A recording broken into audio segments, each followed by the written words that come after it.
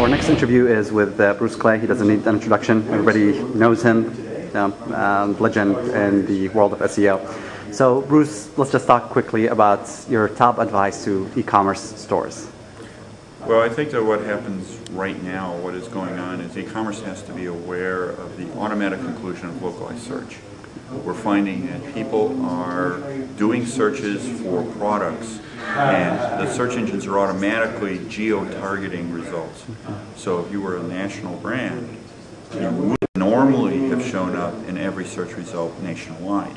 What we're finding out now is that if you search in Los Angeles, you get a different top 10 set of results than in New York. And the e-commerce platforms have got to become CMS or SEO or whatever the marketing organization is that's driving these, have got to become more aware of the consequence of dealing on a geo-targeted basis. How do I show up in all of my regions? And I think that's going to be what the battle will be for the next year.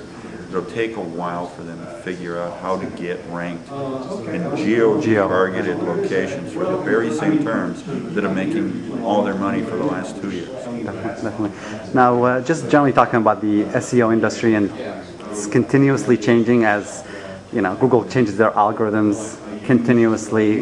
How do you see the industry in the next 2 years? What are the biggest challenges, biggest opportunities? Well, as an industry, I think that what we're going to see, because of the economy is going to drive a lot of additional business to open up websites. They may have had websites, they might have been small boutique, they might have been catalog. Now they're going to realize that if they are not driving sales off of the web, that next Christmas may be their last Christmas. They saw Amazon do well, they saw the brick and mortars do poorly. So I think we're going to see a lot of new blood entering as a website onto the internet. That's almost at a flood level, feeding frenzy. If that is true, and I believe it is, what we're going to have is a shortage of SEOs. Pricing will go up because supply and demand. People will start doing geo-targeted. You'll have a lot of web design people who claim to be SEOs, so technology will creep in. That's going to stimulate a lot of demand for training and tools, but you're going to have a lot of geo-targeted brand new websites. I think that the number of websites on the web can double within the next 2 to 3 years. That's a lot of websites. Oh, definitely. And part of it will be, updating the one you may have that is only a homepage with your name on it. But certainly I think that the change for SEO is going to be the kind of sites that SEOs commonly work on. They're going to work on more geo-targeted. They're going to work on smaller, boutique, localized businesses, but they're going to have so many of them that I don't know that SEOs can keep up.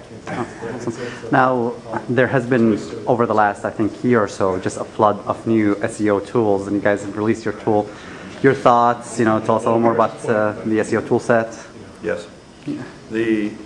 Well, our particular focus in doing the SEO toolset, we have one. It's on version 4, so it's been developed and developed and developed. We have a comprehensive list of tools. We chose to redevelop it because we recognized that companies do have to deal with an international marketplace, not a domestic marketplace only. So while a lot of businesses are going to be geo-targeted, we also know that they deal with languages. Even locally, they have to deal with languages. So our new tools support 22 languages, which is pretty good. Oh, definitely.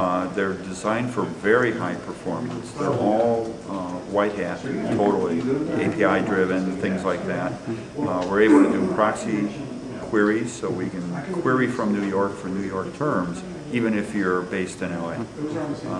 We can do a query so that I can query from Japan a query into Google UK while I'm sitting in Denver. Nice. Right? Definitely. So it's the anywhere approach to SEO, and that's really what we're focusing on. The kinds of tools we have are very, very powerful. We're adding additional features. There's a lot of neat things that people are starting to do. Our tools are going to be multilingual, if you will, from a browser level. Our toolbar is a launching pad for our tools, so you can run our tools right out of the browser. You don't have to go log in somewhere. And the support is for Firefox and IE both, which means you have some pretty universal support across your company. And as long as even on an Apple you support, you know, IE or Firefox, we're going to be able to support you. So that'll be great. Excellent. Now you mentioned something about lots of designers, lots of other people jumping into the SEO field, and whether it's the ethics of SEO, the training of SEO, that's something that you've been involved in. Yes. Your thoughts on that? I mean, I know it's a huge topic, but you know, just general thoughts about that. Well, as you know, I've been doing training on SEO for 8 years. Our classes are getting bigger and more demand. What we're finding is surprisingly companies with large number of interested parties are hiring us to go on site and do training, which is rather massive. We do training 30 weeks of the year, which is somewhat significant. Definitely. And as you also may know, SES and SMX, both conferences, have partnered with me to do a one-day training at the end of every single one of their conferences. The only one so far, due to facilities restrictions, is Advanced. They couldn't get the space for it. Yeah. But East, West, New York, San Jose, we're on board to do this. And for here at this conference, the class sold out. Yep. So we're doing pretty good. There's a lot of interest, and I don't expect it to go away. A lot of open seating. We've got seating for classes now in New York and at the West Coast, so we're able to cater to people just about everywhere. Awesome, great. Well, thank you very much for taking the time to talk to us. Thank you.